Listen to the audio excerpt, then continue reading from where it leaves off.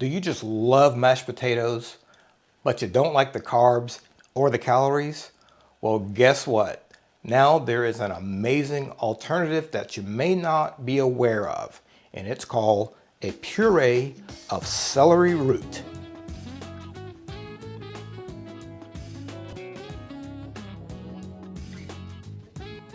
Hey guys, thanks for joining us. If this is your first time tuning in, let us know you're out there by giving us a big thumbs up below and then hit that subscribe button to make sure you never miss a video. Now, let's start cooking.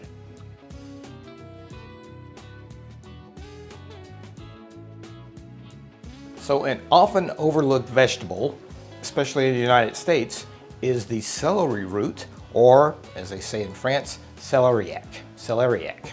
And this is a wonderful, wonderful tasting vegetable. And this is actually the root of the celery plant. This is the part that is left in the ground, but it tastes great as a puree, or you could even roast it or what have you with it.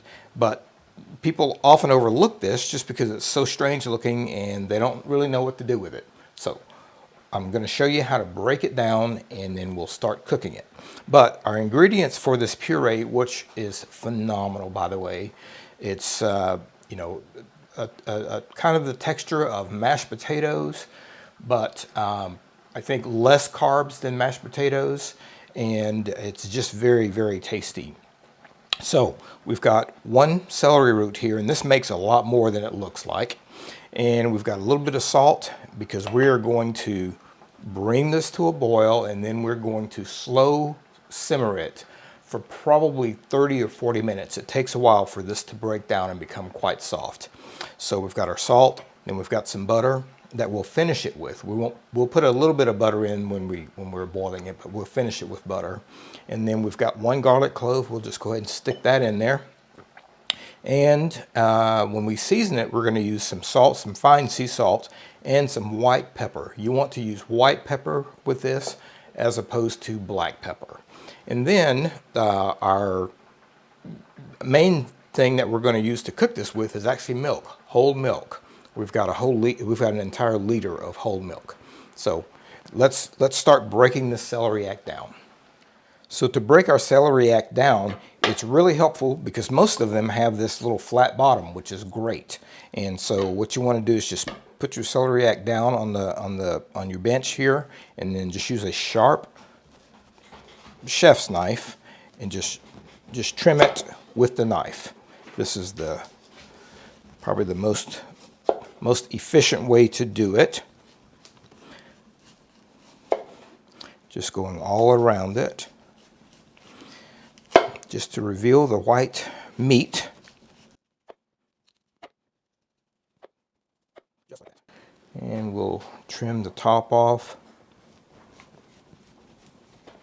just like that. And now the bottom. Perfect. All right, and if you want to just take a paring knife and do the little edges here, you could certainly do that. Although it's not going to hurt you at all to eat a little bit of that. It's just root. There we go. All right, so we can get rid of the peel.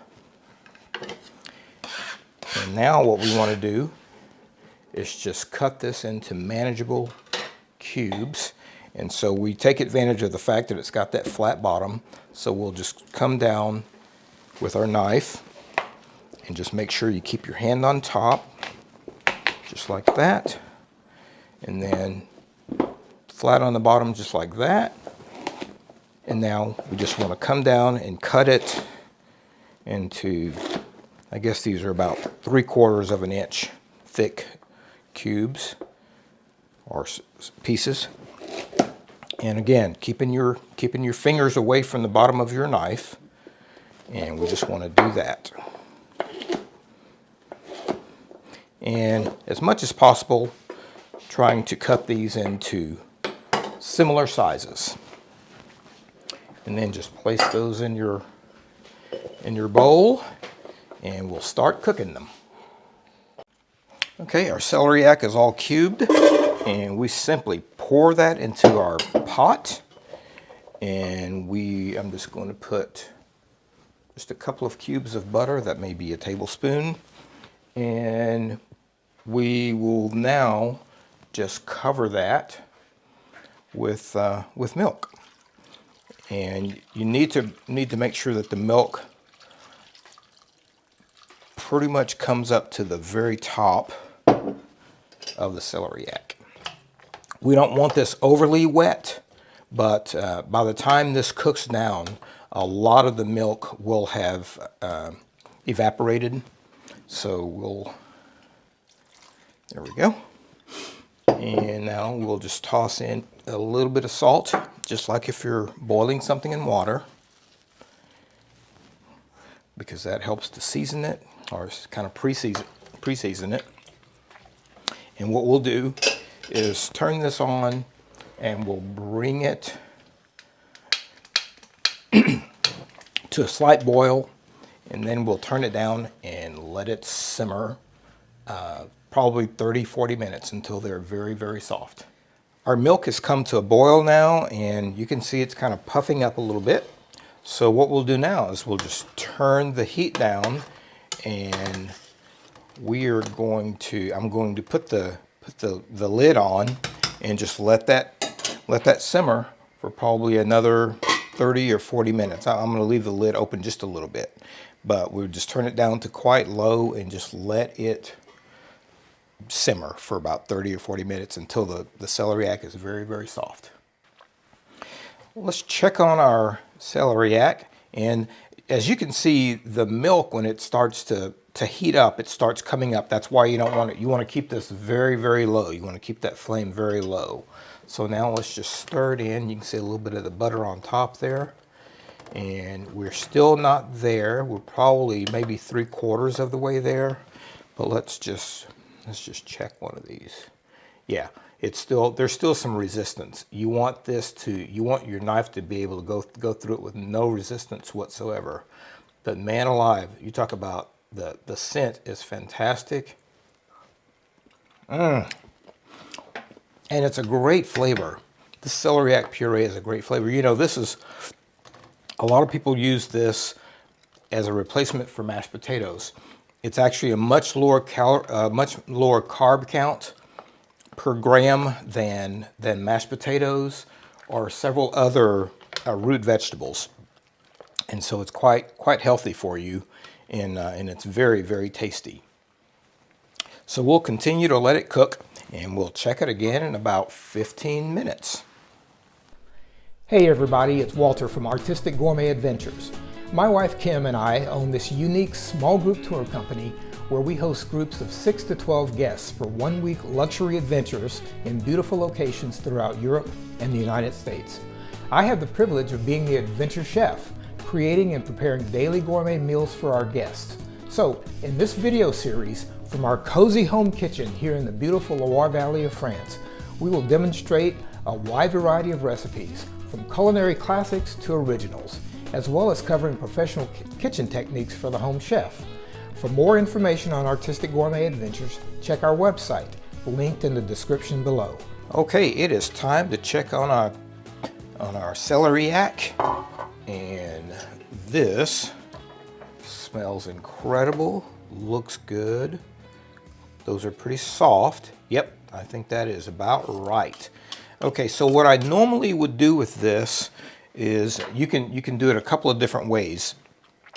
You can put this in your stand blender, or you can put it in your Robo or your food processor. But I like blending things with my submersible blender. But what I want to do is remove a little bit of the liquid. We may need to put it back in there, but if you start blending this and it's too liquidy, then that's a problem. It's just going to be too loose. So we'll take some of this out, and then chances are we'll have to put some of it back in.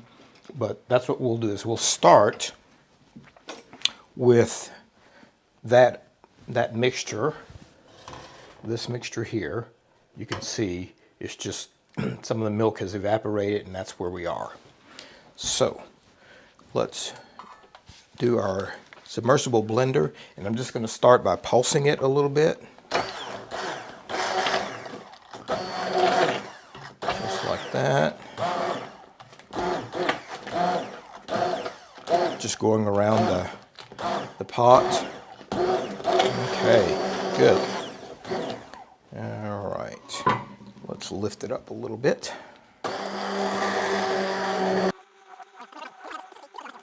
So now I'll turn the blender on high. All right, so now let's just check it for the consistency. It's a nice consistency. All right, and I'm glad we took some of the liquid out because you don't want it really any more liquid than that. So let's just give it a little bit of a taste.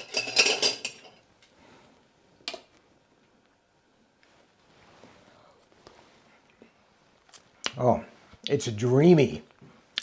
It's absolutely dreamy. It's just so simple. It's the actual vegetable. I put 1 clove of garlic in here, a little bit of salt.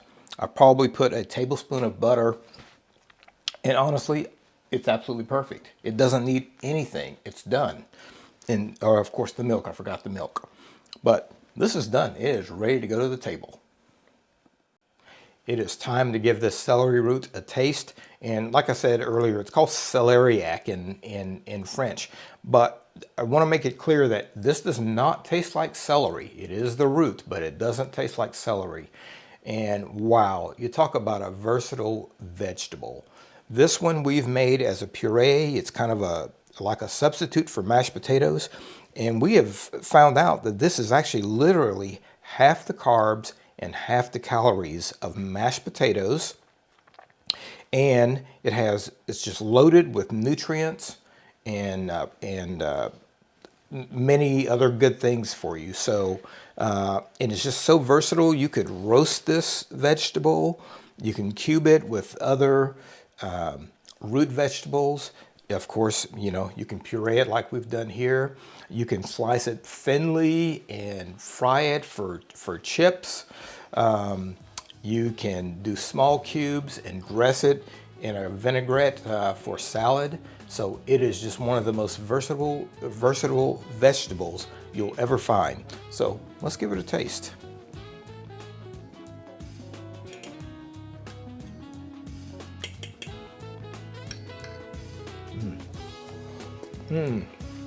Oh man, it's an unusual flavor, but it's not off-putting. It's just a surprisingly wonderful flavor. You know, you can even use this in your mac and cheese as a substitute for you know a huge amount of cheese. And it's just so versatile. So I hope you like it, and I hope you'll give it a try. If you enjoyed this video and you'd like to see more, give us a thumbs up below and hit that subscribe button. It's free. And ring the bell if you want to be notified as soon as we release a new video. Also, let us know in the comments if you have any special recipe requests. We really appreciate you tuning in. See you next time.